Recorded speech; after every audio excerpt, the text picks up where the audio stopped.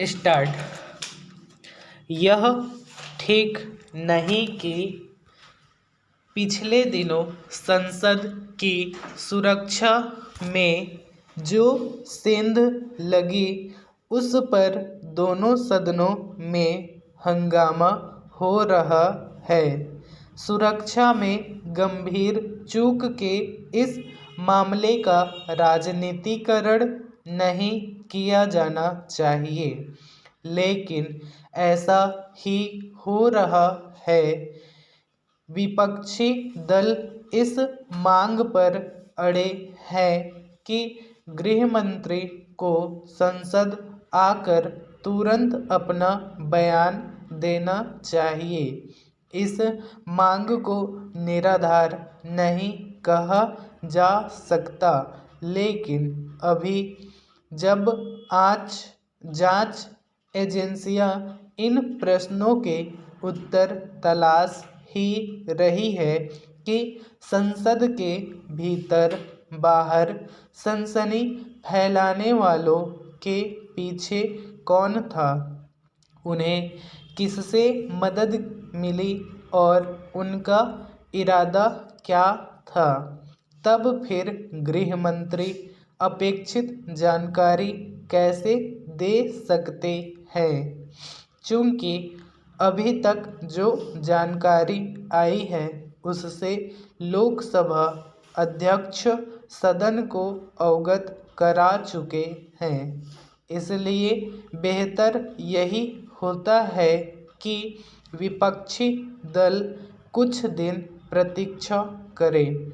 उचित यह होगा कि सत्ता पक्ष की ओर से दोनों सदनों में विपक्ष को आश्वस्त किया जाए कि संसद की सुरक्षा में चाकू के मामले में गृह मंत्री यथाशीघ्र संसद को अवगत कराएंगे।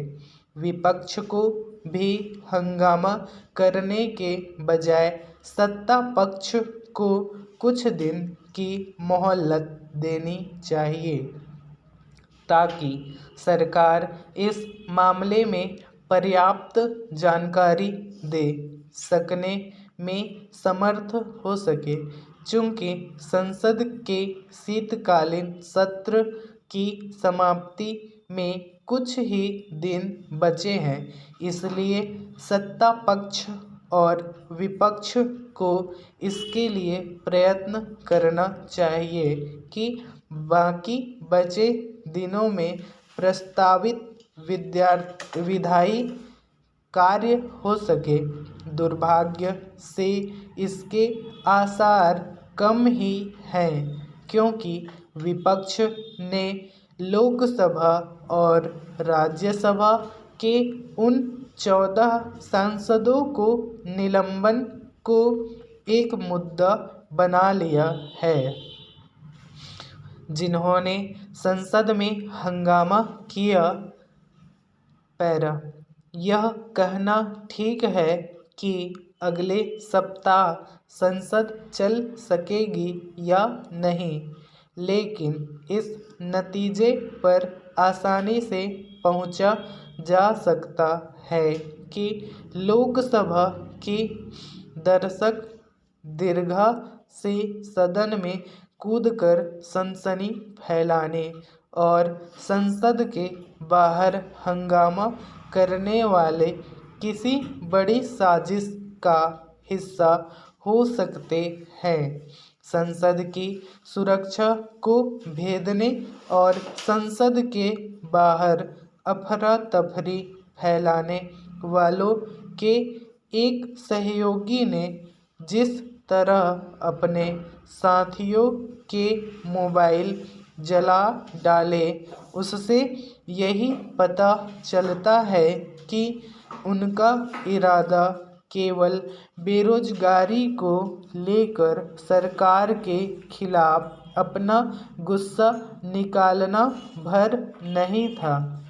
यह निराशाजनक है कि कई विपक्षी नेताओं समेत अन्य लोग संकीर्ण राजनीतिक कारणों के चलते संसद की सुरक्षा को खतरे में डालने वालों के प्रति हमदर्दी जताने के साथ यह माहौल भी बनाने में लगे हुए हैं कि उनका अपराध तो बहुत मामूली है, यह मामूली नहीं, बहुत गंभीर अपराध है।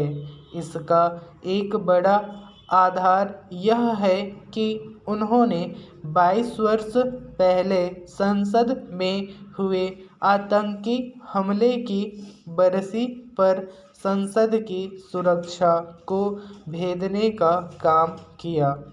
जैसे इस सवाल का जवाब मिलना चाहिए कि आखिर उन्होंने इसी दिन को क्यों चुना, वैसे ही इसकी तह तक भी जाना चाहिए कि संसद की सुरक्षा में सेंध कैसे लग गई।